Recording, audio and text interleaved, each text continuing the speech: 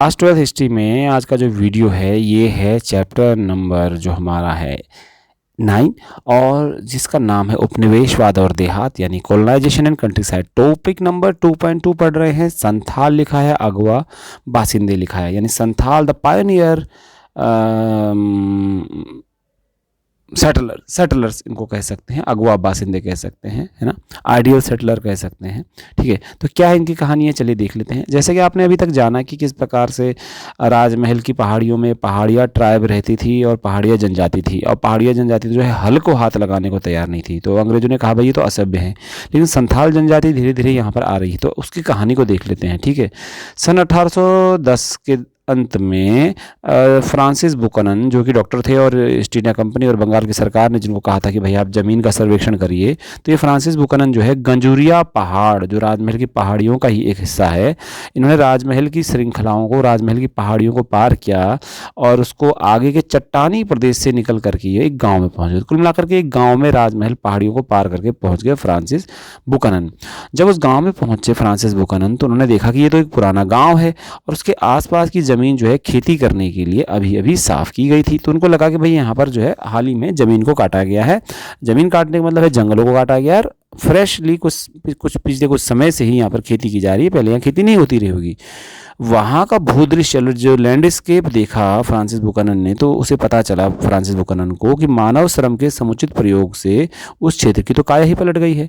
तो जब देखा फ्रांसिस बुकनन ने वहाँ पर, तो उसे पता चला कि जो यहाँ पर ह्यूमन लेबर है, जो मनुष्य है, उन्होंने अपनी ताकत का प्रयोग करके उस पूरे क्षेत्र की काया पलट दी है।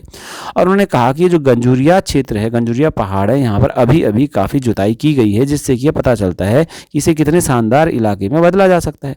यानी जॉन बुकनन यानी फ्रांसिस बुकनन ने कहा कि इस पूरे इलाके को शानदार खेती के क्षेत्र में बदल दिया गया है और पहले जंगली क्षेत्र रहा होगा। तो उनका ये कहना था कि इतनी सुंदरता, इसकी सुंदरता और इसकी समृद्धि जो इतनी है, दुनिया के किसी भी क्षेत्र जो समृद्ध है, कृषि क्षेत्र, उससे ज़्यादा है, उससे ज़्यादा विकसित किया जा सकता है। बुकनन का ये भी कहना है कि वहाँ की ज़मीन गंजूरिया पहाड़ की चट्टानी थी, लेकिन बहुत ज़्यादा बढ़िया ज़मीन थी, और उसने कहा कि उतनी बढ़िया तंबाकू और सरसों कहीं और उसने नहीं देखी जितनी ज़्यादा उस क्षेत्र में पैदा हो रही थी। तो फ्रांसिस बुकनन कुल मिलाकर के राजमहल की पहाड़ियों को पार करके गंजूरिया नामक गाँव पहुँच चुका है और वहाँ पर तारीफ कर रहा है कि किस तरह से वहाँ पर तंबाकू और सरसों वहाँ पर उगाया जा रहा है। अब मुद्दा ये उठता है कि उगा कौन रहा है। तो फ्रांसिस बुकनन ने पूछा कि उसे उगा कौन रहा है, तो उसने देखा कि संथाल जनजाति के लोग जो हैं वो कृषि क्षेत्र में कृषि कर रहे हैं और उन्होंने कृषि क्षेत्र की सीमाएं बहुत बढ़ा ली हैं, बहुत बड़े पैमाने पर बड़े क्षेत्र में कृषि कर रहे हैं। अब ये संथाल कौन थे? दरअसल संथाल जो थे इस इलाके में, राजमहल की पहाड़ियों की तलहटी में 1800 के दशक के आसपास आ गए थे और उन्होंने वहाँ पर रहने वाले लोगों को नीचे के ढालों पर भगा दिया और जंगलों का सफाया कर दिया और फिर वहीं बस गए। तो ये संथाल जनजाति के लोग झारखंड क्षेत्र से आए थे। सन 1800 के लगभग ये राजमहल की पहाड़ियों के नज़दीक बस गए और पहाड़िया जनजाति के लोगों को इन्होंने भगा दिया और जंगलों को काट दिया संथाल लोगों ने, और वहाँ बस गए और खेती करने लग गए। अब इसकी भी लंबी कहानियां है कि ये संथाल लोग जो है राजमहल की पहाड़ियों में कब पहुंच गए, कैसे पहुंच गए, और वहाँ तो पहाड़िया जनजाति के लोग रहते थे तो वो कहाँ चले गए। तो हमने पहले भी बताया था कि संथाल लोगों को रिप्रेजेंट करता है हल और पहाड़िया लोगों को रिप्रेजेंट करता है एक प्रकार से उनकी कुदाल। ठीक है ना। तो संथाल लोग राजमहल की पहाड़ियों में कैसे पहुंचे, ये कहानी पहले समझ लेते हैं। दरअसल संथाल जनजाति जो सिधू और कानू से जुड़ी हुई जनजाति है, ये सन 1780 के दशक की बात है जब संथाल लोग बंगाल में आ रहे थे। अब कहाँ से रहे थे, मान लीजिए ये बंगाल है तो झारखंड वाले क्षेत्र से बंगाल की तरफ मूवमेंट हो रहा है। किसका? संथाल जनजाति के लोगों का। उसी दौरान जो बंगाल के जमींदार थे सन 1780 में खेती के लिए नई नई भूमि तैयार करने और खेती का विस्तार करने के लिए उन्हें भाड़े पर रखते थे। देखिए जमींदारों को देखो उस ज़माने में मशीनें तो मिलती नहीं थी, खेती करने के लिए मजदूर चाहिए थे। संथाल लोग आ रहे थे झारखंड की तरफ से, तो उन लोगों को खेती की ज़मीन तैयार करनी थी, जमींदार लोगों को जंगल कटवाने थे, मजदूरी करवानी थी। तो उन्होंने भाड़े पर यानी किराए पर जो है इनको मजदूरों के तौर पर संथाल लोगों को रख लिया। इसी दौरान 1780 के दशक में ही भारत में ईस्ट इंडिया कंपनी का जो शासन बंगाल में स्थापित हो चुका है। तो इस समय ब्रिटिश अधिकारी जो कंपनी के बंगाल में हैं, उन्होंने इन संथाल लोगों को बोला कि तुम भैया जंगली क्षेत्रों में जो वन्य ग्राम है, जंगलों में आओ, बस जाओ। और वहाँ जंगल काटो। जब ब्रिटिश लोग पहाड़िया जनजाति को अपने बस में करके स्थायी खेती करने के लिए एक स्थान में बसाने में असफल रहे, तो उनका ध्यान संथालों की ओर गया। तो कुल मिलाकर के जब राजमहल की पहाड़ियों में रहने वाले पहाड़िया जनजाति को ऑफर दिया गया अंग्रेजों के द्वारा कि भैया खेती कर लो, परमानेंट एग्रीकल्चर कर लो, सेटल्ड एग्रीकल्चर कर लो, सभ्य हो जाओ, तो उन्होंने नहीं माने। उन्होंने कहा हम कुदाल से ही करेंगे, झूम खेती करेंगे और जंगल में ही रहेंगे। तो फिर ध्यान गया इनका, किसका, अंग्रेजों का, संथाल जनजाति की तरफ, कि भैया संथाल लोगों को मनाते हैं, ये खेती कर लेंगे। तो पहाड़िया लोग जंगल काटने के लिए हल को हाथ लगाने को तैयार नहीं थे, अब भी उपद्रवी व्यवहार करते थे। ध्यान दीजिएगा, पहाड़िया जनजाति के लोग, पहाड़िया आदिवासी लोग जंगल काटने के लिए हल को हाथ नहीं लगाए, मतलब कुल्हाड़ी भी नहीं चलाएंगे और जंगल नहीं काटेंगे और हल को हाथ नहीं लगाएंगे। हल तो बिल्कुल नहीं लगाएंगे, कपास नहीं उगाएंगे, सरसों नहीं, तंबाकू नहीं उगाएंगे, क्योंकि हल तो हमने हाथ लगाना नहीं, हम झूम खेती करेंगे। अंग्रेजों को लगा इससे तो नुकसान हो जाएगा। और ये आदिवासी जो पहाड़िया थे उपद्रव करते थे और झगड़ा भी करते थे। जबकि संथाल जो लोग थे वो आदर्श बासिंदे थे, आइडियल सेटलर्स थे, आदर्श थे अंग्रेजों के अनुसार, क्योंकि संथाल जनजाति के लोग जो थे जंगलों का सफाया करने में कोई हिचक नहीं थी उनको, वो जंगल काट सकते थे, काटने को तैयार थे, उन्हें जो ऑफर दिया गया।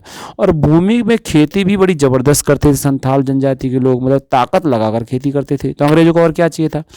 तो कुल मिलाकर के आप ये चित्र देखिए, यहाँ पर एक चित्र दिखा रखा होगा 9.10 छोटा सा इमेज है। संथाल प्रदेश में एक पहाड़ी गांव है, 23 फरवरी 1856 की फोटो है। लंदन न्यूज़ में ये चित्र प्रकाशित हुआ था। झोपड़ियां हैं, पेड़ हैं और यहाँ खेती की जा रही है। तो यह चित्र जो है वाल्टर शेरविल द्वारा 1850 में चित्रित किया गया, जब शांतिपूर्ण रमणीय स्थान है और बहुत प्यारा, जो राजमहल की निचली पहाड़ियों में ये गाँव दिखाया जा रहा है। ठीक है, तो कुल मिलाकर के अंग्रेजों ने फिर क्या चाल चली। अंग्रेजों ने संथाल जनजाति के लोगों को जमीनें दी, राजमहल की तलहटी में बसने को प्रोत्साहित करा कि बसो, राजमहल की तलहटी में बस जाओ संथाल जनजाति के लोगों, और यहाँ खेती करो, जंगल काटो। 1832 तक की बात है कि जमीन के बहुत बड़े इलाके को दामिन ए कोह के रूप में सीमांकित कर दिया गया। ध्यान दीजिएगा, अंग्रेजों ने बोला संथाल जनजाति के लोगों को 1832 तक कि बहुत बड़ा इलाका तुमको हम दे देंगे, जिसको अंग्रेजों ने कहा दामिन ए कोह। दामिन ए कोह, तो दामिन ए कोह क्या है। दामिन ए कोह अंग्रेजों के द्वारा संथाल जनजाति के लोगों को एक बड़ा इलाका जमीन का जो दिया गया था खेती करने के लिए, उसे कहा जाता है। ये दामिन ए कोह एक सीमांकित जमीन थी, यानी डिमार्केशन किया गया था इस जमीन का, और संथालों की भूमि घोषित कर दिया कि संथालों की भूमि है, संथाल इसमें खेती करेंगे, अंग्रेजों ने कह दिया। अब अंग्रेजों का मतलब क्या है इसमें।